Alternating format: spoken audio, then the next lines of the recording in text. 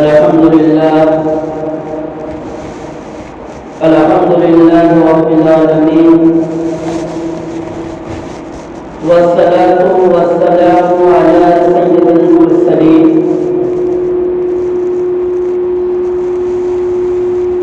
أما بعد، فأعوذ بالله من الشيطان الرجيم، ببركة بسم الله الرحمن الرحيم.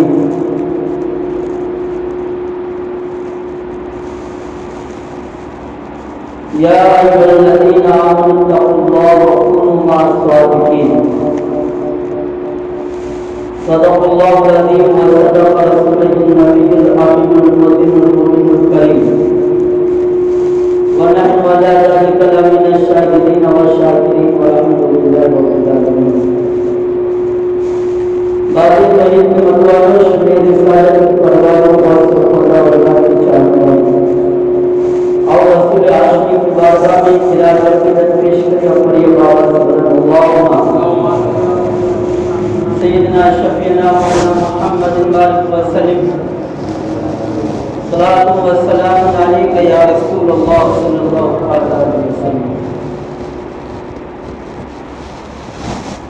امام عشق و محبت امام احمد رضا خان فاضل بریلوی فرماتے ہیں، واقعہ مرتبہ اے غوث بالا تیرا، اونچے اونچوں کے سروں سے ہے قدم آلا تیرا. ہے قول خدا ہے قول محمد، فرمان نہ بدلا جائے گا، بدلے گا زمانہ رام مگر قرآن نہ بدلا جائے گا. حضرات محترم، یہ مہینہ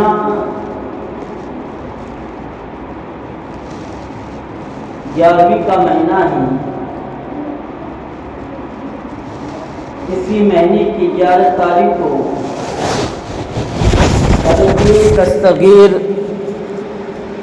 حضرت عبد القادر جیلانی رضی اللہ تعالی عنہ کا عرس مبارک کا مہینہ ہے. اسی مہینے کی 11 تاریخ کو ہم نے آپ نے منایا ہے. اسی لیے کچھ دیر بڑے پیر دستگیر شیخ عبد القادر جیلانی رحمۃ اللہ تعالی کا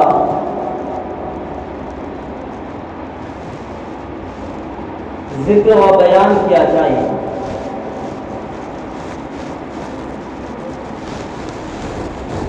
آج ہم 11ویں کو مناتے ہیں. 11ویں کس لیے مناتے ہیں، آج کی وجہ کیا ہے، یہ بتا دوں کہ 11ویں اس لیے ہم مناتے ہیں کہ بڑے پیر دستگیر نے اپنی پوری زندگی میں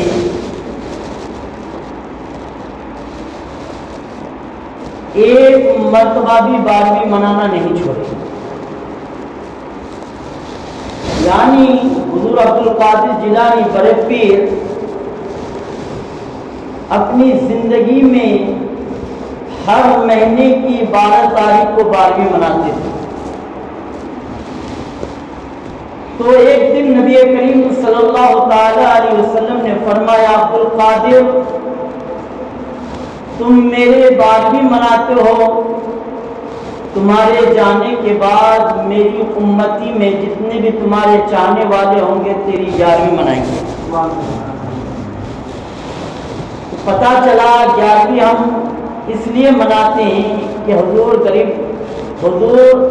غوث پاک نے اپنی پوری زندگی میں 12ویں منایا اور نبی نے دعا کی اور حضرت عبد القادر جیلانی بڑے پیر کے حق میں 11ویں آیا.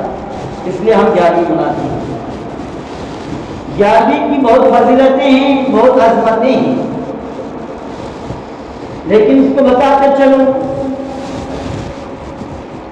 کہ حضور غوث پاک رضی اللہ تعالی عنہ کا والد محترم کا واقعہ میں آپ کے سامنے سناؤں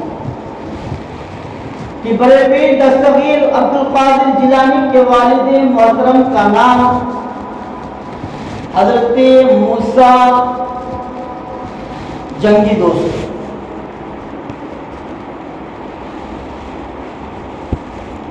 حضور بڑے پیر عراق کے ایک شہر ہے جس کا نام بغداد شریف ہے. وہیں پہ حضور غریب نواز رضی اللہ تعالی عنہ کا یہ بات کا واقعہ ہے، لیکن حضور غوث پاک رضی اللہ تعالی عنہ بغداد شریف میں پیدا ہوئے. تو حضرت موسیٰ جنگی دوست رضی اللہ تعالی عنہ یہ بہت ہی متقی اور پرہیزگار تھے اپنے وقت کا. ایک مرتبہ وہ نوجوان کریئر نوجوان ایک جنگل کی طرف سے جا رہے تھے.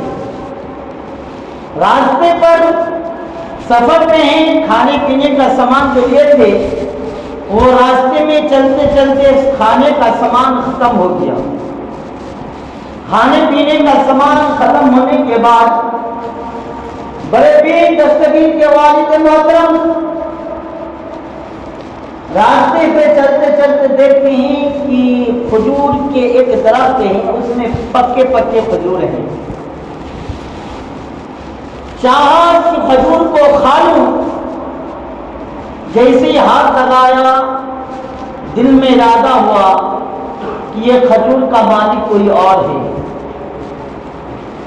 اس کھجور کے درخت کا مالک کوئی اور ہے، میں کیسے اس کو ہاتھ لگاؤں. پھر آگے چلتے چلتے ایک بھوک کی شدت نے انگ لگائی اور ایک چڑیا مرا ہوا دیکھا. دل نے چاہا کہ چڑیے کو بھون کر کھا لوں. خیال آیا مرے ہوئے جانور تو کھانا حرام ہے. تقویٰ تو ایک الگ چیز ہے، فتویٰ بھی ہے. فتویٰ کیا کہتا ہے کہ جان بچانا فرض ہے اگر تمہیں حرام کھانا پڑے. جان بچانا فرض ہے. مثال کے طور پر اگر وہ مرا ہوا چڑیا کھا لیتے جان بچ جاتی، بعد میں توبہ کر لیتا. اسی طریقے سے اگر کسی نے کہہ دیا کہ تمہارا جان میں لے لوں گا، تمہیں شراب پینا ہوگا، تو فتویٰ یہ کہتا ہے کہ ایک گھونٹ شراب پی لے اپنا جان بچا لے. اگر کسی نے کہہ دیا کہ میں تیرا جان قتل کر دوں گا، تجھے سور کا گوشت کھانا ہے، تو فتویٰ کیا کہتا ہے سور کا گوشت ایک روٹی کھا لے اپنا جان بچا لے، بعد میں توبہ کر لے، رب توبہ کو معاف کرنے والا ہے. یہ تو فتویٰ ہے. لیکن حضور اس نوجوان کے تقوی کا عالم یہ ہے کہ اس نے چڑیا کو نہیں کھایا. بھوک کی شدت اتنی تھی کہ پیروں میں لرزاں پڑنا شروع ہوا. راستے سے چلتے چلتے کیا دیکھتے ہیں کہ اسی دریا کے کنارے پہ بہتا ہوا پانی میں ایک لال سیب جا رہا ہے. جیسے ہی دیکھا اس بیابان جنگل میں نہ کوئی درخت ہے، کچھ نہیں، بہتا ہوا پانی میں سیب جا رہا ہے. جیسے ہی دیکھا سیب کو اٹھایا، دھویا اور کھایا. جیسے ہی کھانا تھا دماغ کی بتیاں جلی، طاقت ہوئی جسم میں، بھوک کی شدت ختم ہو گئی، پیٹ بھر گیا. جیسے ہی دماغ کی بتی جلی تو ادھر تقویٰ کا خیال آ گیا کہ میں نے کیا غضب کر دیا ہے، کس مالک کے سیب کو بغیر اجازت کھا لیا. یہ تقویٰ تھا. اسی سیب کو کھانے کے بعد دل میں خیال آیا مولا مجھ سے بہت خطا ہو گئی، معاف کر دے، میں نے کسی مالک کے سیب کو بغیر اجازت سے کھا لیا ہے. پھر دل میں خیال آیا کیوں نہ ہو جس مالک کا باغ کا سیب اس دریا کے کنارے سے آیا ہے اسی کے پاس جا کر معافی مانگ لوں۔ جدھر سے آیا تھا سفر کے لیے اسی راستے سے چلتے کیا دیکھتے ہیں کہ دریا کے کنارے پر ایک سیب کا باغ لگا ہوا ہے، ایک سیب کا باغ ہے، اور اسی سیب کے باغ کا ایک درخت دریا کے کنارے پر ہی، اور دریا کے کنارے پہ درخت رہنے کے بعد اس کی ٹہنیاں جو ہے نا سمندر کے کنارے پر ہے، دریا کے کنارے پر ہے، اور اس میں دیکھتے ہیں کہ اس درخت میں کچھ سیب لٹکا ہوا ہے۔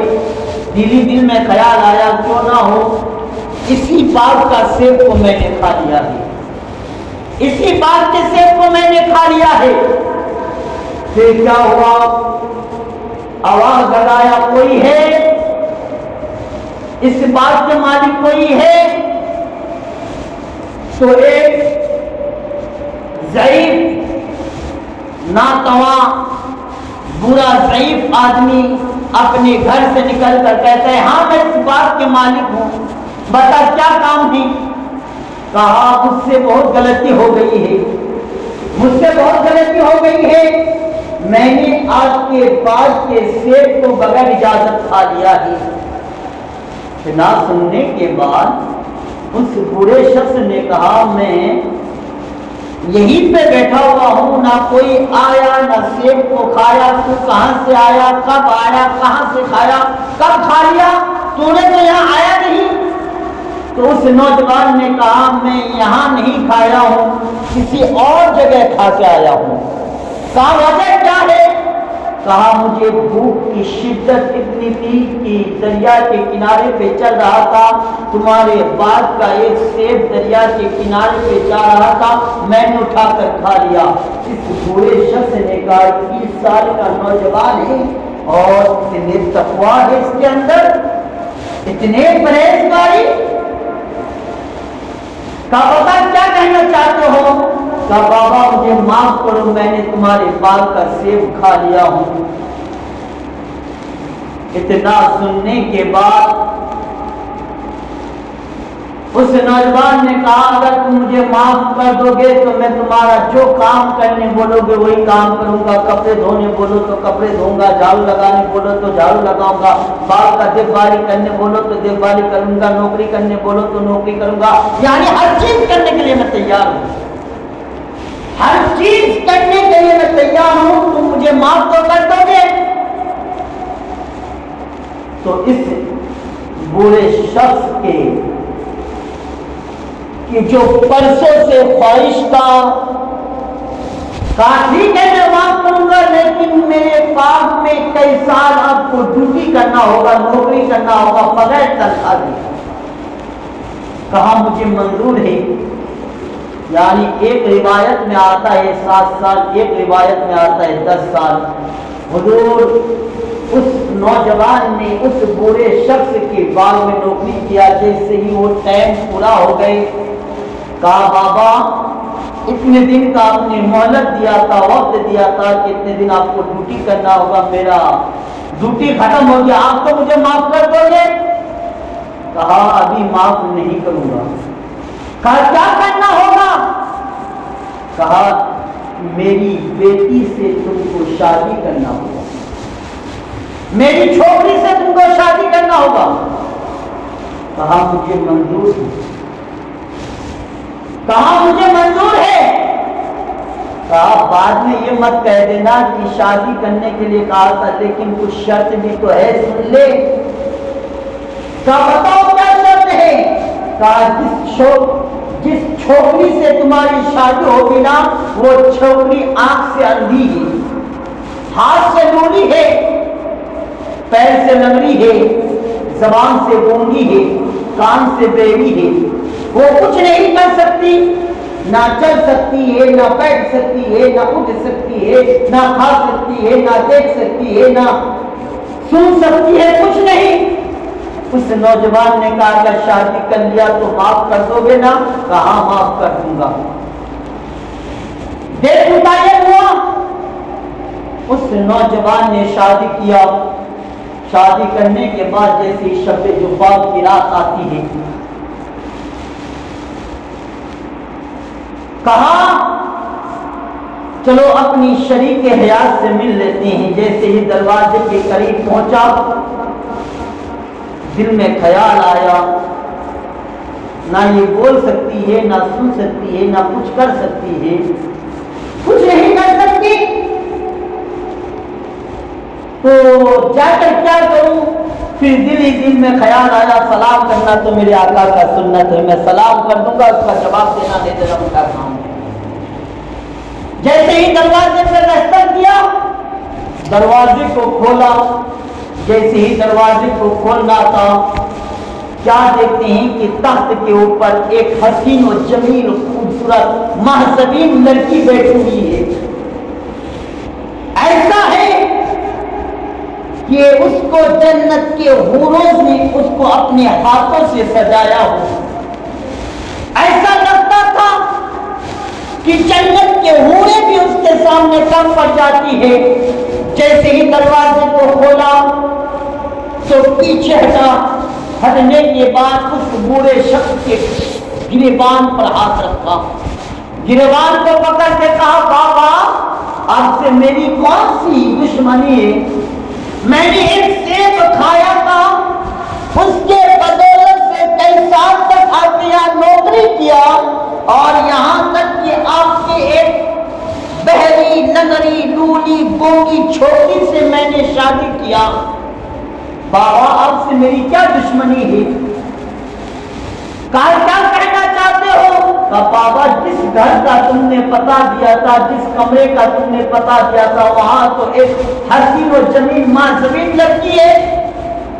اتنی حسین و جمیل کی جنت کے حوریں بھی اس کے سامنے کچھ نہیں ہے. اور ایسا لگتا ہے کہ جنت کے حوروں نے اپنے ہاتھوں سے سجایا ہے. کہا ہاں وہی میری بیٹی ہے، اسی کے ساتھ تمہاری شادی ہوئی. کہا وہی میری بیٹی ہے، تمہارے ساتھ ان کی شادی ہوئی ہے. تو حضرت اس بوڑھے شخص کا نام حضرت عبداللہ سومی ہے. اس بوڑھے شخص کا نام حضرت عبداللہ سومی ہے، اور اس نوجوان کا نام حضرت موسیٰ جنگی دوست ہے.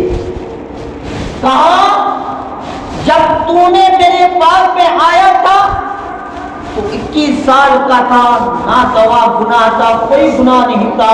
تو نے ایک سیب کھا لیا تھا، اس کے لیے تو نے میرے پاس آ کر معافی مانگی. اس وقت مجھے خیال آیا تھا اتنے تقوی اور طہارت والے لڑکے، اور جو میری بیٹی اتنی نیک بخت بیٹی ہے، اس کے لیے تجھ سے اچھا دلہا کوئی نہیں ہوگا. کہا میں نے لنگڑی اور لولی اس لیے کہا کہ آج تک میری بیٹی نے اپنے قدم کسی گندے پیروں کی طرف نہیں رکھا، کسی فضول جگہ پہ اپنا قدم نہیں رکھا. میں نے لولی اس لیے کہا ہے کہ میری بیٹی نے آج تک حرام چیز کو ہاتھ نہیں لگایا. میں نے گونگی اس لیے کہا ہے کہ میری بیٹی نے آج تک کبھی گندی بات اپنے زبان سے نہیں نکالی. میں نے اندھی اس لیے کہا ہے کہ میری بیٹی نے آج تک کسی کو غیر محرم کو نہیں دیکھا ہے. اسی لیے مجھے خیال آیا کہ اتنے نیک بخت اور تقوی اور طہارت کے لیے میری بیٹی کے لیے کوئی اور جمائی نہیں چاہیے، کوئی چاہیے. جب باپ اتنا نیک بخت ہو، ماں اتنی تقوی اور طہارت کا پرہیزگار ہو، ماں عابدہ زاہدہ فاطمہ طاہرہ ام الخیر ہو، اور باپ اتنا نیک بخت تقوی اور طہارت والا ہو، جب ان دونوں کا ملن ہوتا ہے، ملن تب جا کے غوث پاک کا جنم ہوتا ہے. جب ان دونوں کا ملن ہوتا ہے تب جا کر غوث پاک کا جنم ہوتا ہے. وہ ہے بڑے پیر جن کے والد کا کارنامہ یہی تقویٰ طہارت کا. حضرات محترم، آج ہم لوگ بڑی ہی پیچھے ہیں کہ ہم نے دین کو سمجھا نہیں. چلوں، بڑے پیر دستگیر جب اس دنیا میں آئے، آنے کے بعد رمضان کے مہینے میں بڑے پیر کا پیدا ہوا، جنم لیا۔ ایک روایت میں آتا ہے کہ حضور غوث پاک پیدا ہوتے ہوئے روزہ رکھنا شروع کیا۔ بڑے پیر کی ماں فرماتی ہے کہ میرا لال جب دنیا میں آیا تو جب میں فجر کے وقت سحری کے لیے اٹھتی تھی تو میرا لال بھی اس وقت میرے پستان پہ منہ لگاتے تھے اور دودھ پی کر سیراب ہو جاتے تھے۔ دن بھر دودھ کا طلب نہیں کرتا تھا، جب مغرب کی اذان ہو جاتی تھی تب میرے لال دودھ پیا کرتے تھے۔ وہی غوث پاک جب ہوش عقل میں آیا تو ماں نے بغداد ایک شہر ہے، اسی شہر میں ایک مدرسہ ہے، مکتب میں بچے کو داخلہ کیا۔ ماں نے کہا بیٹا جاؤ قاری صاحب سے، مولوی صاحب سے علم حاصل کرنے کے لیے۔ مکتب میں جیسے ہی غوث پاک مدرسے میں جاتے تھے نا تو غیر سے آواز آتی تھی، بچوں تم لوگ ایک طرف ہو جاؤ، یا اپنے وقت کا بڑے پیر کا جگہ ہے بیٹھنے۔ جیسے غوث پاک مدرسہ گئے تو استاد نے کہا بیٹا پڑھو بسم اللہ الرحمن الرحیم۔ غوث پاک لیتے ہیں اور پڑھتے ہیں بسم اللہ الرحمن الرحیم۔ پھر استاد نے کہا پڑھو بیٹا الحمدللہ رب العالمین۔ حضور غوث پاک فرماتے ہیں مجھے یاد ہے۔ کہا بیٹا پڑھو الف لام میم ذالک الکتاب لا ریب فیہ۔ حضور غوث پاک فرماتے ہیں مجھے یاد ہے۔ پھر استاد نے کہا بیٹا پڑھو فاذکرونی اذکرکم واشکرونی ولا تکفرون۔ حضور غوث پاک فرماتے ہیں مجھے یاد ہے۔ پھر استاد نے کہا پڑھو بیٹا سیقول السفہاء۔ استاد نے کہا مجھے یاد ہے۔ استاد نے اتنا کہنا تھا، حضور غوث پاک فرماتے ہیں مجھے یاد ہے۔ ایک پارہ ہو گیا، دو پارہ ہو گیا، تیسواں پارے میں آئے، کہا بیٹا پڑھو آیت الکرسی اللہ لا الہ الا هو الحی القیوم لا تأخذہ سنۃ ولا نوم۔ حضور غوث پاک فرماتے ہیں استاد جی مجھے یاد ہے۔ پھر کہا پڑھو بیٹا تیسواں پارہ، چوتھا پارہ، پانچواں پارہ، چھٹا پارہ، ساتواں پارہ، آٹھواں پارہ، نواں پارہ، دسواں پارہ، 11 پارہ، 12 پارہ، 13 پارہ، 14، 15 شروع ہو گئے۔ جیسے غوث پاک نے کہا پڑھو بیٹا سبحان اللہ اسرا بعبدہ لیلا من المسجد الحرام۔ حضور غوث پاک فرماتے ہیں مجھے یاد ہے استاد نے جیسے 18 پارے کو شروع کیا حضور غوث پاک پڑھنا شروع کر دیتے۔ کہا بیٹا بتا تو نے یہ 18 پارے کہاں یاد کر کے آئے؟ تو حضور غوث پاک فرماتے ہیں میری ماں 18 پارے کا حافظہ تھی، حافظہ۔ اور جب فجر کی اذان ہوتی تھی میری ماں فجر کی اذان سن کر اٹھ جاتی تھی اور نماز فجر ادا کرتی تھی، اور کرنے کے بعد اسی مصلی پہ بیٹھ جاتی تھی، اور جب تک میری ماں 18 پارے کا تلاوت نہیں کر لیتی تھی تو اس وقت اپنے کام اور کاج کی طرف اپنا ہاتھ نہیں بتاتی تھی، اور میں اس وقت میری ماں کے پیٹ میں تھا۔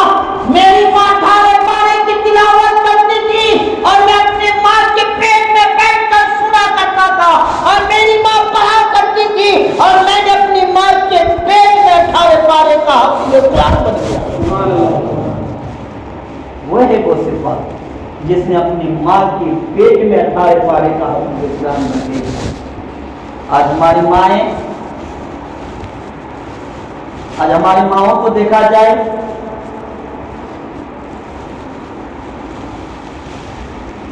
کہ آج ہمارا معاشرہ کچھ اور ہے، دینداری ہمارے پاس ہے نہیں۔ جب ماں نیک ہو، پرہیزگار ہو تو حضور غوث پاک کو جب 18 سال کی عمر میں حضور غوث پاک کو جب بغداد کی تعلیم ختم کرنے کے بعد بغداد کا ایک شہر، عراق کا ایک شہر جیلان نام سے، تو وہاں جب بھیجا گیا علم دین حاصل کرنے کے لیے، تو ماں سے کہا ماں میں علم حاصل کرنے کے لیے شہر جیلان جانا چاہتا ہوں۔ حضور غوث پاک کی ماں فرماتی بیٹے ابھی تم چھوٹے ہو، ہی تعلیم حاصل کرو۔ کہا نہیں ماں میں جانا چاہتا ہوں تعلیم کے لیے۔ تو حضور غوث پاک کی ماں نے کہا ٹھیک ہے بیٹا، اگر تم جانا چاہتے ہو تو سن لو، تمہارے باپ نے ترکہ میں، ترکہ سمجھ رہے کہ نہیں، وراثت میں 80 دینار چھوڑ کر دیا ہے، 40 دینار تم لو اور 40 دینار تمہارے بھائی کے لیے ہے۔ حضور غوث پاک کے والد محترم حضرت ام الخیر نے بیٹے سے کہا بیٹا یہ 40 دینار میں نے تمہارے ورثی کے نیچے یعنی صدری کے اندر سی دیا ہے، اور جب شہر جیلان پہنچ جاؤ گے اس وقت تم خرچہ کرنا۔ کہا بیٹا یاد رکھو تمہارے پر جتنے بھی مصیبتیں آ جائے کبھی جھوٹ مت بولنا، بیٹا کبھی چوری مت کرنا، بیٹا کبھی کسی کے حرام چیز پہ ہاتھ مت لگانا۔ اتنا سننے کے بعد حضور غوث پاک راستے سے چلتے ہیں۔ ماں کو معلوم ہے کہ بغداد سے جیلان کا جو شہر ہے وہ ڈکیتوں کا ایریا ہے، وہ ڈکیتوں کا راستہ ہے، وہاں لٹیرے بہت ہوتے ہیں، وہ لوٹا جاتا ہے، سامانوں کو لوٹ لیتا ہے۔ لیکن ماں نے کیا کہا بیٹا جھوٹ مت بولنا۔ جیسے ہی قافلہ آگے راستہ نکلا تو اس قافلے سے ڈکیتوں نے، لٹیروں نے لوٹ لیا۔ پیچھے سے غریب، پیچھے سے غوث پاک جاتے ہیں۔ حضور غوث پاک سے ایک لٹیرے نے کہا بتا تیرے پاس کیا ہے؟ حضور غوث پاک فرماتے ہیں میرے پاس 40 دینار ہے، 40 اشرفی ہے۔ تو اس نے کہا یہ لڑکا ہے، چھوٹا ہے، اس کے پاس 40 اشرفی کہاں سے آئے گا؟ ماننے کے لیے تیار نہیں۔ آگے گئے، پھر ایک لٹیرے نے پکڑ لیا، بتا تیرے پاس کیا ہے؟ کہا میرے پاس 40 اشرفی ہے، 40 دینار ہے۔ اس نے بھی مانا نہیں، یہ چھوٹا بچہ ہے، ان کے پاس 40 اشرفی کہاں سے آئے گا؟ پھر آگے چلے، جانے کے بعد کیا دیکھتے ہیں کہ آگے ڈکیتوں کا سردار، لٹیرے کے سردار نے کہا بیٹا بتا تیرے پاس کیا ہے؟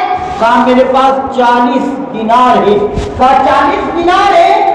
اتنے میں ان لٹیرے جو چھوٹے چھوٹے لٹیرے تھے ڈکیت، تو اس نے کہا حضور ہم نے اس بچے سے آگے ہی پوچھ لیا، اس نے پورے راستے میں جتنے بھی ان سے پوچھے سب کو اس نے ایک ہی جواب دیا ہے میرے پاس 40 دینار ہے، 40 اشرفی ہے، 40 دینار ہے۔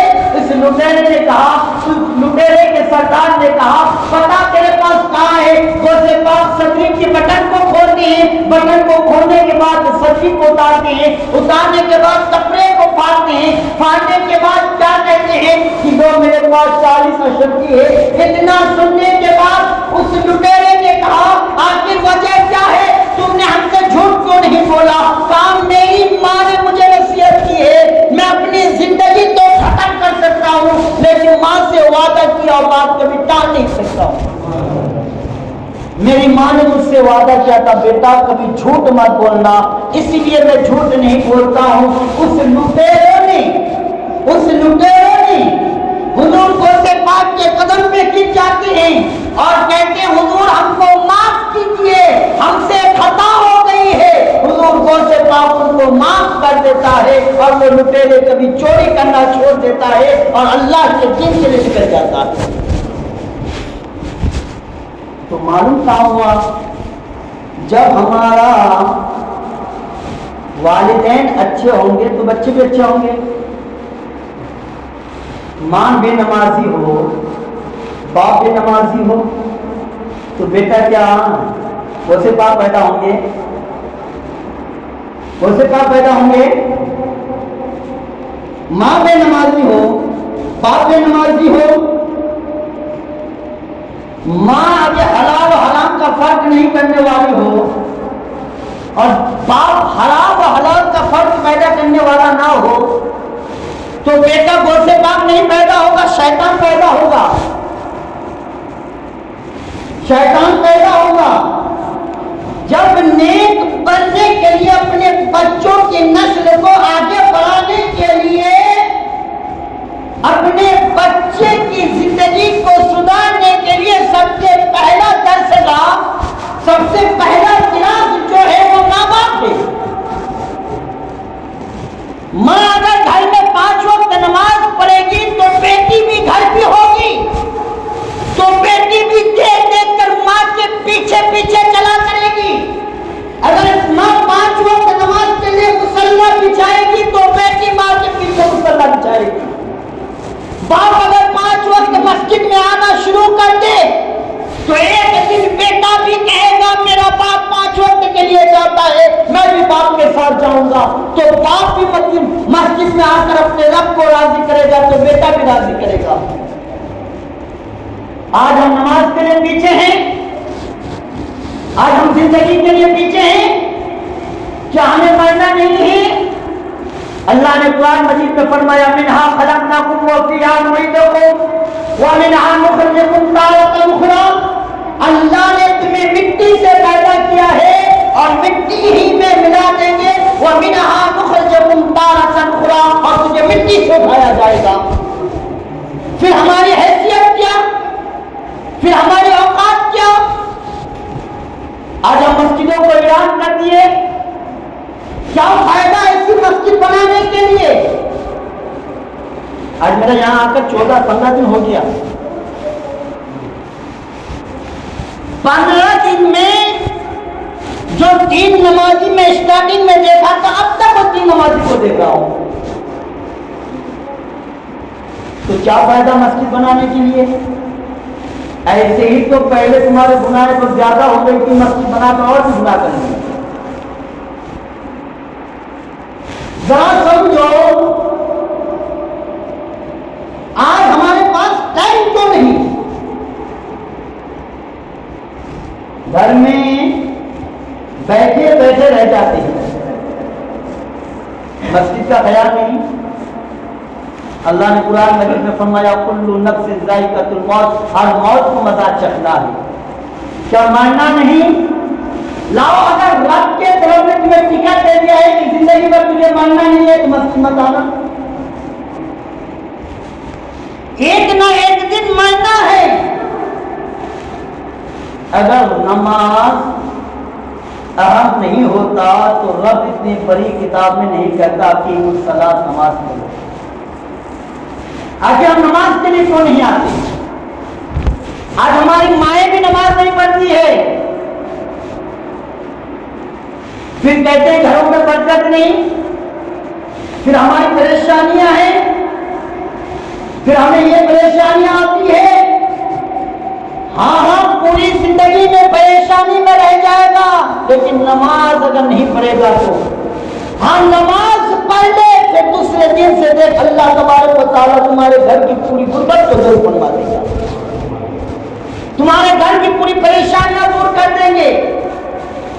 میرے ساتھیوں، نماز پڑھو، نماز افضل عبادت ہے، نماز قبر کے سوالات میں سے پہلا سوال ہے، نماز قبر میں سب سے پہلا پوچھا جائے گا، نماز کے بارے میں سب سے اہم سوال کیا جائے گا۔ اگر نماز پڑھ لیا ہے اور تمہارے گناہ زیادہ ہو گئی ہے، اسی نماز کی بدولت سے تمہاری گناہوں کو معاف فرما دیا جائے گا۔ آخر آپ نماز کیوں نہیں پڑھتے ہیں؟ آخر ہمیں مسجد کی آواز سنائی کیوں نہیں دیتا ہے؟ یاد رکھو، جس قوم نے رب سے دور ہو گیا ہے رب نے اس سے بھی دور ہو گیا ہے۔ تو نماز اگر ہم پڑھیں گے تو ہمارے بچے بھی پڑھیں گے۔ آج ہماری بچیاں یا ہمارے بچے تعلیم سے پیچھے ہیں۔ بتاؤ اسی محلے کے کتنے بچیوں کو اور بچوں کو فاتحہ کرنا آ جائے؟ ہم نے ایک روایت میں ایک واقعہ ہم نے پڑھا تھا کہ ایک شخص شادی کیا، شادی کرنے کے بعد اس کی بیوی حاملہ ہو گئی. جیسے ہی وہ شخص شادی کرنے کے بعد اس کی بیوی جب حاملہ ہوئی تو اس شخص نے کہا اے میرے شریک حیات میں پردیس جانا چاہتا ہوں, میں پردیس جانا چاہتا ہوں, لیکن یاد رکھنا جب میرا لال اس دنیا میں آئے, اگر میں رہوں یا نہ رہوں, جب میرا لال دنیا میں آئے تو اسے کچھ مت سکھانا, صرف 2 لفظ ضرور سکھا دینا, رحمان اور رحیم سکھا دینا. اس کو قرآن کی تعلیم تو بعد میں دینا, لیکن رحمان اور رحیم مجھے سکھا دینا اپنے لال کو.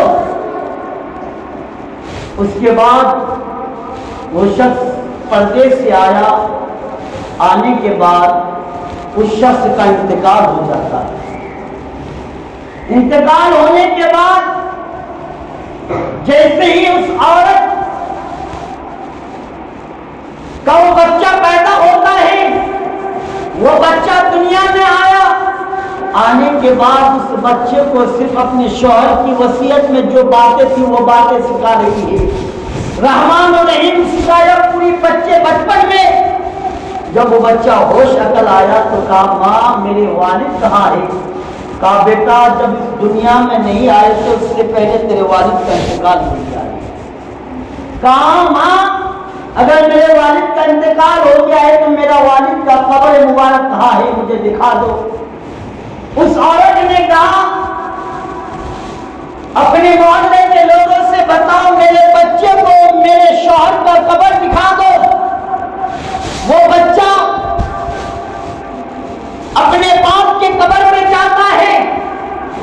جانے کے بعد جیسے ہی سرانے پہ بیٹھ جاتا ہے, بیٹھنے کے بعد وہ بچہ چھوٹے چھوٹے ہاتھوں کو اٹھا کر رب کی بارگاہ میں دعا کر رہا ہے, مولا میرے والد نے دنیا میں رہ کر میری ماں سے وصیت کی کر گئی تھی کہ میرے بچوں کو کچھ سکھانا مت, لیکن رحمان اور رحیم سکھا دینا. مولا تجھے رحمان اور رحیم کا واسطہ, اگر میرا باپ جہنم میں داخل ہے تو اس کو جنت میں داخل کر دے. اتنا دعا کرنا تھا. رب نے فرشتوں سے فرمایا فرشتوں اس بچے کے والد کو جو جہنم میں ڈالا ہے اس کو جنت میں داخل کر دو. فرشتوں نے عرض کیا مولا یہ کیسی قانون قدرت ہے؟ مولا آپ کا قانون الگ ہے کہ جو جہنمی ہوگا وہ جہنم میں جائے گا, جو جنتی ہوگا وہ جنت میں داخل ہوگا. مولا یہ تو بہت بڑا جہنمی شخص کے بارے میں آپ کہہ رہے ہو. تو رب نے فرمایا جس کا چھوٹا سا بچہ اپنے چھوٹے چھوٹے ہاتھوں کو رب کی بارگاہ میں اٹھا کے میری بارگاہ میں اٹھا کر دعا کرتے ہیں مولا میرا باپ اگر جہنمی ہے تو اس کو جنت میں داخل کر دو. اور وہ بچہ مجھے رحمان اور رحیم کہہ کے پکارا ہے, جس کا بچہ مجھے رحمان اور رحیم کہہ کے پکارے اس کے باپ کو میں جہنم میں داخل کر دوں, یہ مجھے گوارا نہیں ہے, اس لیے اس کو جنت میں داخل کر دو. آج ہماری بچیاں قرآن ختم کری تو بہت پڑھی, بہت پڑھی. آج قرآن ختم کری ہدیہ ہوا, بہت پڑھی, اتنی پڑھی کہ پوری دنیا کی تعلیم اس کو حاصل ہو گیا. اسی طریقے سے تمہاری بچی جب SSLC پاس کر لیتی ہے تو ان کو کالج کو نہیں چھوڑا لیتی. وہ علم ہے, یہ علم نہیں.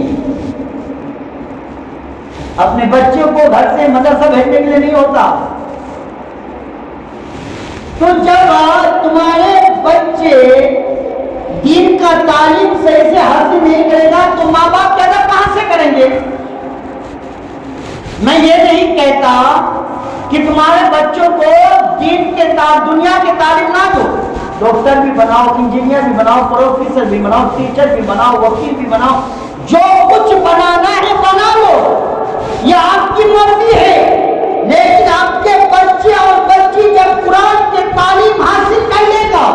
اگر ڈاکٹر بنے گا یا ڈاکٹر بنے گی تو جب دوائیاں دے گی، جب علاج کرے گی تو قرآن کی تلاوت کرے گی، سورہ فاتحہ پڑھ کر تلاوت کرے گی اور دوائیاں دے گی تو یاد رکھنا تمہاری بیٹی اس وقت بڑی ڈاکٹر کہلائی جائے گی، کیونکہ پوری دنیا کا علاج تو قرآن میں ہے۔ رب نے قرآن میں علاج اس لیے رکھا وَنُنَزِّلُ مِنَ الْقُرْآنِ مَا هُوَ شِفَاءٌ رَحْمَةٌ لِلْقُرْآنِ، ہم نے قرآن کو اتارا ہے لوگوں کو شفا یاب کے لیے۔ آپ کا بچہ اگر ٹیچر بن جائے گا، جب حلال و حرام کی بات آ جائے گی تو اس وقت قرآن کی تلاوت کر کے اس کو احساس آئے گا میرے قرآن میں حلال و حرام کے بارے میں۔ جب جھوٹ بات کرنے کے بعد آ جائے گے تو قرآن کھول کر دیکھے گا کہ میرے قرآن میں جھوٹ بولنے پر کیا گناہ ہے، سچ بولنے پر کیا ثواب ہے۔ ہم اپنے بچوں کو تعلیم نہیں دیں گے، دین کی تعلیم نہیں دیں گے تو بچے کبھی اچھے نہیں بنیں گے۔ اچھا اس وقت بنے گا جب دین کے ساتھ، دنیا کے تعلیم کے ساتھ دین کے تعلیم ہو، اور دنیا کا تعلیم حاصل کرنا فرض نہیں ہے، دین کا تعلیم کرنا حاصل کرنا فرض ہے۔ اسی لیے اللہ کے نبی نے فرمایا طلب العلم فریضۃ علی کل مسلم و مسلمہ، علم دین حاصل کرنا ہر مسلمان مرد اور عورت پر فرض ہے۔ علم دین حاصل کرنا ہر مسلمان مرد اور عورت پر فرض ہے۔ جب ہمارے بچے بچیاں، میں اس کہہ رہا ہوں کہ بچوں سے زیادہ بچیوں کو تعلیم دو دین کا۔ لڑکے چند محفل میں جا کر دین حاصل کر لے گا بعد میں، لیکن آپ کی بچیاں جب دین کی تعلیم حاصل کرے گی، قرآن کی تعلیم حاصل کرے گی، جب تمہاری بچی شادی کے لائق ہو جائے گی، جب شادی کرا دیں گے تو اللہ نے چاہا تو وہ ماں بنے گی۔ جب وہ ماں بنے گی، جب اس کا بچہ پیٹ میں ہوگا تو اس وقت رب کی تلاوت کرے گی، قرآن پڑھے گی، نماز پڑھے گی، تسبیح تحلیل کرے گی، منزل وغیرہ پڑھا کرے گی۔ جب بچہ پیٹ میں ہوگا اور ماں پڑھا کرے گی تو اس وقت جو بچہ دنیا میں آیا تو گوشت تو پیدا نہیں ہوگا لیکن گوشت کا غلام پیدا ہوگا۔ گوشت تو پیدا نہیں ہوں گے لیکن گوشت پاک کا غلام ضرور پیدا ہوگا۔ تو کہتا ہوں صاحب، اپنے بچے کی زندگی کو اپنے ہاتھوں سے قتل مت کرو، اپنے بچے کی لائف اور ان کی بھویشیہ کو اور ان کی زندگی کو اپنے ہاتھ سے قتل مت کرو۔ اسی لیے اگر آپ کی بچی قرآن ختم کر لی ہے تو قرآن کو ایک دن عرب پڑھنے بولو، لیکن اس کے ساتھ فاتحہ ہے، نماز ہے، روزہ ہے، زکوٰۃ ہے، حج ہے، ارکان اسلام ہے، اور اپنی زندگی کیسی بشر کرنی ہے وہ سکھاؤ۔ یہ اہم ہے۔ بتاؤ، ایک اور سگریٹ بات آپ کو بتاؤں، اللہ پاک نے ہماری بہنوں کے اندر ایک بیماری رکھی ہے جس کو حیض کی بیماری کہا جاتا ہے، MC کہا جاتا ہے، پیریڈ کہا جاتا ہے۔ آج ہمارے بہت سارے بہنوں کو یہی نہیں معلوم کہ ہماری پیریڈ، آج ہماری MCیاں جو آتی ہے کس لیے آتی ہے۔ MC کی حالت میں، پیریڈ کی حالت میں ہمیں کیا کرنا چاہیے، نہیں کرنا چاہیے۔ کیوں؟ ہماری بچیوں نے قرآن نہیں پڑھا، ہماری بچیوں نے مسائل نہیں سیکھے، قانون شریعت، بہار شریعت، انوار شریعت، احکام شریعت، بہشت سنی دیوت، یہ سب نہیں پڑھی۔ اگر ہماری بچیاں ان کتابوں کو پڑھ لیتی تو ان کو معلوم ہوتا کہ ہمارے پیریڈ کی حالت میں کیا کرنا ہے۔ آج کہتے ہیں جس عورت کے حیض کی حالت ہو جاتے ہیں، مہینہ والی خون آتی ہے تو اس وقت گھر میں بھی لوگ فاتحہ وغیرہ نہیں دینا، یہ ہمارا مشہور ہے۔ وہ گھر میں کام کاج نہیں کر سکتی، یہ سب جہالت ہے۔ صرف نماز نہیں پڑھ سکتی، قرآن کی تلاوت نہیں کر سکتی، اس کے علاوہ ہر کام کر سکتی ہے۔ کب معلوم ہوگا؟ جب پڑھیں گے تب معلوم ہوگا، جب سیکھیں گے تب معلوم ہوگا۔ آج ہمارے بہت سارے بھائی ایسے ہیں جس کو صحیح سے 5 وقت نماز میں 5 وقت کیسے نیت کرنا یہ نہیں معلوم۔ میں برا کہہ رہا ہوں؟ برا کہہ رہا ہوں؟ آج ہماری بہنوں کو یہی نہیں معلوم کہ ہمیں نماز کیسے پڑھنی ہے۔ 40 سال 30 سال 35 سال ہو گیا، ہمیں یہ نہیں معلوم میرا باپ جو کل مر جائے گا، میرے باپ نے میرے لیے کتنے دقتیں پریشانیاں اٹھائی، میں اس کے قبر پہ جا کر کیسے ہاتھ سے پھیلاؤں یہ نہیں معلوم۔ جب آپ کا بچے کو اپنے دین کا تعلیم دے گا تو مولانا کی ضرورت نہیں پڑے گی نماز جنازہ پڑھانے کی۔ کہہ دینا بیٹا میں نے تجھے اپنی پوری زندگی میں محنت کے کمائی سے میں نے تجھے دین کا تعلیم سکھایا ہے، بیٹا جب مر جاؤں گا تو میرے جنازہ تم پڑھانا، کسی مولانا کو پڑھانے مت دینا، کسی امام کو پڑھانے مت دینا۔ جب ایسا کریں گے تو آپ کا بچہ کہے گا میری باپ کا جنازہ میں نے پڑھایا ہے، کوئی مولانا نہیں پڑھایا۔ آج جب مولانا نماز جنازہ پڑھا لیتا ہے تو کوئی یقین نہیں ان کی نماز جنازہ سے تمہارے باپ تمہاری بخشش ہوگی یا نہیں ہوگی، لیکن میں کعبے کے ساتھ کہتا ہوں اگر تمہارا بچہ تمہاری نماز جنازہ پڑھا لے تو میں یقین کے ساتھ کہتا ہوں تمہاری بخشش ہو جائے گی، کیونکہ دین کا قانون ہے صاحب، قدرت کا قانون ہے۔ آم کے درخت سے آم ہی نکلے گا، امرود نہیں نکلے گا۔ ناریل کے جھاڑ میں ناریل ہی ہوگا، چھالی سپاری پیدا نہیں ہوگا۔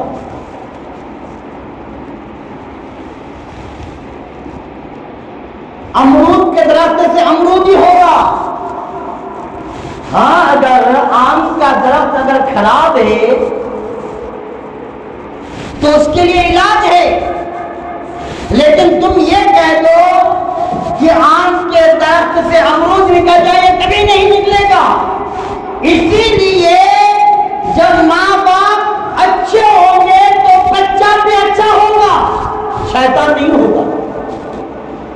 میں کہتا ہوں جن کی بچیاں قرآن ختم کرتی ہیں ان کو مدرسہ بھیجیں، اگر نہیں ہے تو کوئی دوسرے مدرسہ بھیجیں۔ یہ نہیں کہتا کہ میرے پاس بھیجو، مجھے کوئی ضروری نہیں ہے، ایک آئے تو پڑھا تو، 2 آئے تو پڑھا تو، 3 آئے تو پڑھا تو، نہ آئے تو بیٹھا رہتا۔ میں اپنے وقت کا بہت بڑا پابند رہتا ہوں، میں اپنے وقت کا بہت بڑا پابند رہتا ہوں۔ اسی لیے اگر آپ کی بچی قرآن ختم کرتی ہے تو ان کو انوار شریعت دلاؤ، بہار شریعت دلاؤ، احکام شریعت دلاؤ، سنی بہشت زیور دلاؤ۔ جب وہ بچی اچھی طریقے سے مسائل سمجھ جائے گی تو ان کا دنیا بھی کامیاب رہے گا، آخرت میں بھی کامیاب رہے گا۔ اسی طریقے سے اپنے اولاد کو دنیا کے تعلیم، کالج کا تعلیم، اسکول کے تعلیم دو، ساتھ میں قرآن کے تعلیم دو۔ جب تمہارا بچہ کالج جائے گا، جب اذان کی آواز سنائی دے گی تو اس وقت وہ ٹیچر سے کہے گا، اپنے استاد سے کہے گا مجھے کچھ دیر کی چھٹی دیا جائے، میرے اللہ نے مجھے اذان کے لیے پکارا ہے، میں اپنے تعلیم بعد میں پورا کر لوں گا، مجھے اپنے رب کے بارگاہ میں جھکنا ہے۔ آج ہر ایک اسکولوں میں آپ نے دیکھا ہوگا مندر بنا ہوا ہے، مورتیاں لگا ہوا ہے، کیوں؟ اس نے اپنے مذہب کو چھوڑنے کے لیے بچوں کو نہیں دیتا۔ آج ہمارے بچے نماز کو نہیں آتے، کیسے آئیں گے؟ باپ ہی نہیں آ رہے تو بیٹا کہاں سے آتے ہیں؟ باپ اگر سوتا رہے اور بچوں کو اٹھ کر کہہ دیا، باپ اگر سوتا رہے اور بچوں کو کہہ دیا جا مدرسہ جا پا، اور بیٹے نے فلاں کو کہہ دیا تو تمہیں اٹھے نہیں ہمیں جانا ہے کہ نہیں؟ باپ فجر کی نماز میں سوتا رہے اور بیٹے نے اگر فلاں کو کہہ دیا تمہیں جاتے نہیں ہمیں جانا، کہاں سے جانا؟ تو اس وقت جو عزت ہی نا وہ عزت گوبر میں مل جاتا۔ اسی لیے میں کہتا ہوں اللہ نے آپ لوگوں کے گاؤں میں ایک مسجد بنوائی، اس مسجد کے ذمہ دار آپ لوگ ہیں، قیامت کے دن آپ لوگوں سے پوچھا جائے گا کہ تم نے جو مسجد کو بنایا تھا لوگوں کو دکھانے کے لیے بنایا تھا رب کیا میری عبادت کے لیے بنایا؟ پوچھے گا، رب پوچھے گا تم میں سے، ہر ایک سے سوال کرے گا، بتا تو نے جو مسجد آپ لوگوں نے بنایا تھا وہ مسجد رب کی عبادت کے لیے بنایا تھا یا لوگوں کو دکھانے کے لیے بنایا تھا؟ اس وقت آپ کے پاس کوئی جواب نہیں۔ اور رب کی بارگاہ میں منہ کھولنے کا کیسی ہمت ہے، کیسی ہمت ہے؟ غوث پاک ایسے غوث پاک نہیں بنے، بہت تکلیفیں جھیلے انہوں نے، بہت جھیلے۔ حضور غوث پاک جب جیلان کے شہر میں آئے تھے علم حاصل کرنے تو پیسہ پورا ختم ہوا، رقم ختم ہوا، پورے کے پورے ختم ہوا، تو اتنی بھوک لگی تھی کہ دریائے دجلہ کے کنارے پہ گئے، تو دریائے کنارے پہ جانے کے بعد خیال آیا دریا کے کنارے پہ کچھ ہرے پتے ہوں گے، کچھ ہرے جنگلے ہوں گے، اس سے اپنی بھوک کو مٹایا جائے۔ جنگل کوئی کھاتے ہیں، غیرہ کھاتے ہیں، انسان کبھی نہیں کھاتے۔ وہ دریائے دجلہ کے کنارے پہ جا کر کیا دیکھتے ہیں، وہاں پہلے سے ہی لوگ موجود ہیں، وہاں سے لوگ کر شہر کے مسجد کی طرف گئے۔ جیسے ہی شہر کے مسجد کی طرف گئے تو کیا دیکھتے ہیں کہ ایک شخص مسجد کے اندر بیٹھ کر بھنا ہوا گوشت کھا رہا ہے، گوشت کھا رہا ہے۔ حضور غوث پاک بیٹھا ہوا ہے، اپنا نام ظاہر نہیں کر رہا ہے، وہ گوشت کھا رہا ہے وہ شخص۔ حضور غوث پاک دیکھتے ہیں جیسے وہ اپنے وہ شخص منہ میں لقمہ ڈالتے ہیں، حضور غوث پاک منہ پھیلا لیتے ہیں، پھر دل میں خیال آتا ہے رب دیکھ رہا ہے، بند کر لے۔ اتنے میں اس شخص نے کہا صاحب آپ بھی آ جائیں، میرے گوشت میں شرکت کریں، آپ بھی کھائیں، آپ بھی کھائیے۔ جیسے ہی اس شخص نے کہا بلایا تو حضور غوث پاک نے منع کر دیا، میں نہیں کھاؤں گا، آپ کھائیے۔ کہا ٹھیک ہے، آپ کہاں سے آئے؟ کہا میں شہر جیلان سے آیا ہوں۔ کہا تم کیا کرتے ہو؟ تو میں ایک طالب علم ہوں، علم حاصل کرتا ہوں، طالب علم ہوں، علم حاصل کرتا ہوں۔ تو اس شخص نے کہا کیا تم جیلان میں عبد القادر کو جانتے ہو؟ جیسے ہی کرنا تھا حضور غوث پاک فرماتے ہیں وہ عبد القادر میں ہی ہوں، میں ہی علم حاصل کرنے آیا ہوں، میرے پاس پیسے ختم ہو گئے، سب ختم ہو گئے۔ تو اس شخص نے کہا تمہارے ماں نے مجھے 8 دینار دیا تھا، میں آپ کو تلاش کرتے کرتے کرتے جو رقم تمہارے ماں نے دیا تھا وہ ختم ہو گیا، کچھ رقم بچا ہوا تھا، باقی تھا، ان رقم سے میں نے گوشت خریدا، اپنے پیٹ کو اپنے بھرنے کے لیے خریدا، کھانے کے لیے۔ حضور غوث پاک کے قدم میں وہ شخص گر جاتا ہے اور کہتے ہیں حضور مجھے معاف کرو، اس گوشت میں آپ کا حق ہے، میرا حق نہیں۔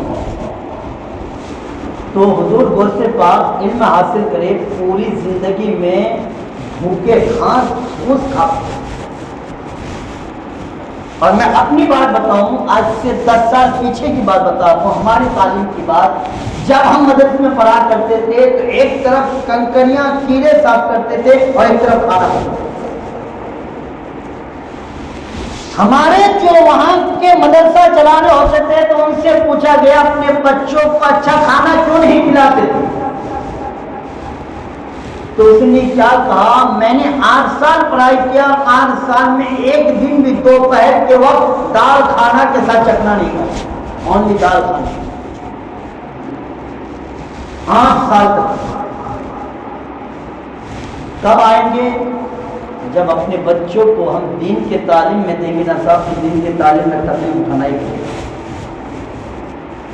اگر آپ مسجد آئیں گے، چند لوگ مل کر آئیں گے تو چند لوگوں کا نظر تو ایک نہ آپ کے اوپر پڑے گا، تو وہ بھی آپ کو دیکھ کر مسجد آئے گا۔ اب خود ہی سو جاتے ہیں، کئی دن سے دیکھ رہا ہوں اکیلے نماز پڑھ رہا ہوں، تو اس وقت امام صاحب کیا کہتے ہیں، بیدار آ کر سامان موٹی باندھ لیتے ہیں، پھر چلے جاتے ہیں۔ میرا بھی نیت 2-3 مرتبہ ہو چکا ہے صاحب، اس 15 دن میں میرا بھی نیت 15 دن میں 2-3 مرتبہ ہو چکا جانے کا۔ اب اگر آپ لوگ نہیں آئیں گے، 24 گھنٹہ امام صاحب روم میں رہتے ہیں، ایک وقت بھی اگر آپ لوگ آئیں گے تو وہ بھی شوق سے نماز پڑھیں گے اور پڑھائیں گے بھی۔ اب یہ بھائی نے مجھ سے پوچھا، حضرت ابھی تک تیار نہیں، تمہیں آئے نہیں تو کہاں سے تیار ہونا؟ کیوں؟ اگر آپ لوگ پہلے ہی آ جائیں گے تو امام کا بھی خیال ہوتا ہے میرے مقتدی آ چکے ہیں، مجھے بھی جانا ہے، میں نہیں کوئی بھی امام ہو۔ تو اسی لیے کہتا ہوں نماز بہت بڑی چیز ہے اور علم بہت بڑا ہے۔ علم اپنے بچوں کو سکھاؤ اور خود بھی نماز پڑھو اور بچوں کو بھی نماز پڑھاؤ اور اپنے گھر کے بیٹوں عورتوں کو بھی نماز کا درس دو۔ اسی لیے نماز نہ پڑھنے والوں کی اصطلاح یہ ہے، بڑے پیر فرماتے ہیں اگر کوئی مسلمان نماز نہیں پڑھتا ہے اور وہ مر جائے تو اسے مسلمان کے قبرستان میں دفن بھی مت کرے۔ اللہ، حضور غوث پاک کو مانتے ہیں کہ نہیں، 11ویں مناتے ہیں کہ نہیں؟ وہ فرماتے ہیں اگر بے نمازی مر جائے تو اس کو مسلمان کے قبر میں، مسلمان کے قبرستان میں دفن مت کرو، اس لیے کہ بے نمازی کی منحوسیت سے دوسرے مردار کو تکلیف نہ ہو، اسی لیے اس کو شمشان گھاٹ میں جلا دو یا اس کو وہیں دفناؤ، مسلمان کے قبرستان میں نہیں دفناؤ۔ جو بے نمازی ہوتا ہے جب وہ مر جاتا ہے، جہنم میں جب ڈالا جائے گا تو ان کا جسم آگ سے جل بھون کر جو پیپ نکلے گا، جو خون نکلے گا، جو پانی نکلے گا، وہ بے نمازی کو پلایا جائے گا، وہ پیے گا، پھر ہوش آئے گا، پھر آگ میں ڈالا جائے گا، پھر اس کو کھانے کے لیے ایک کٹورے میں وہ پیپ اور خون دیا جائے گا۔ اتنا بڑا ہے۔ جب کوئی بے نمازی مر جاتا ہے تو ان کے قبر میں ایک گنجا سانپ ڈالا جائے گا، اور وہ گنجا سانپ کیسا ہے، 100 سال کے بعد جب کسی سانپ کا 100 سال عمر ہو جاتا ہے تب جا کر اس کے سر کا بال ابھرنا شروع ہو جاتا ہے، وہ گنجا ہو جاتا ہے، اور وہی سانپ ان کے قبر پہ جب تک قیامت نہیں آئے کہ اس کو ڈستا رہے گا، ڈستا رہے گا، ڈستا رہے گا۔ آج تھوڑا سا چونٹیاں کاٹ لے تو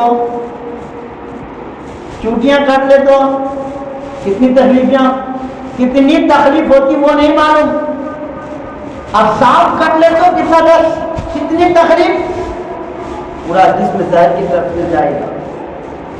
جب کوئی بے نمازی مر جائے گا تو اس کو جہنم کی آگ میں ڈالا جائے گا، اور آج روٹیاں پکاتے پکاتے تھوڑا سا تیل کا چھڑک کو جسم میں گر گئے تو کتنی تکلیفیں ہوتی۔ اب ذرا اندازہ لگاؤ، جہنم کے آگ سے چنگاری، ایک چنگاری کس کو کہتے ہیں؟ جب ہم سلنڈر میں، جب چولہے میں لیٹر جلانے کے لیے چنگاریاں نکلتی تب جا کر چولہا آگ لگتی، وہ آگ دنیا میں ہے، اب پورے آگ جہنم میں ہے، اسی آگ میں بے نمازی کو ڈالا جائے گا۔ میرے دوستو نماز پڑھو، یہ باتیں کوئی اور نہیں بتائے گا، میں ان باتوں کو قرآن و حدیث سے تحقیق کر کے آپ کو بتایا۔ اللہ کے واسطے نماز پڑھو، ٹائم بہت زیادہ ہو رہا ہے، میں نہیں چاہتا ہوں، ٹائم بہت زیادہ ہو رہا ہے، نماز پڑھو، اپنے بچوں کو بھی نماز کو نماز پڑھیں گے کہ نہیں صاحب؟ نہیں بولو، پڑھیں گے کہ نہیں؟ پڑھیں گے کہ نہیں؟ ہے ہمارے بچے پڑھتے ہیں، معلوم ہوا ہمارے بچے پڑھتے ہیں، ہمارے بڑوں کا اس میں پڑھتے کہ نہیں؟ اب اتنے جنے آئے تمہیں ہے نا، منیمم 20 جنے ہیں، آپ یہ تو 15 جنے، اتنے جنے ہیں کہ نہیں؟ اتنے جنے آئے تو بھی اللہ کا شکر ہے۔ میں یہ نہیں کہتا کہ تمہیں 5 وقت آؤ، نماز کے لیے کہیں پر بھی ٹائم ملے ادھر ہی پڑھ لو، لیکن 3 وقت کا تمہارے پاس ٹائم ملتا ہے۔ لیکن جہاں کام آپ لوگ جلدی چھوڑ دیتے ہیں اور ادھر ترولی میں رکے رہتے ہیں، ترولی میں رکنا نہیں، کام چھوڑے، وہاں جو کام تھا وہ کر کے فوراً آ جائیں، مغرب کی نماز میں شامل ہو جائیں۔ مغرب عشاء فجر تو آپ لوگ 3 وقت میں رہتے ہیں، یہ 3 وقت آپ لوگ رہتے ہیں۔ میں کتنا بھی جھوٹ بول رہا نہیں مانتا، کتنے بھی بہانہ چلا لو میں نہیں مانتا، یہ 3 وقت میں گھر میں رہتے ہیں۔ 2 وقت اللہ نے آپ کو طاقت دیا ہے، مزدوری کرنا ضروری ہے، جب بھی نماز کا ٹائم ملے وہ نماز پڑھ لے گا، نہ ملے تو رات میں آ کر اس کی قضا کر لے، لیکن یہ 3 وقت تمہارے پاس ٹائم رہتا ہے۔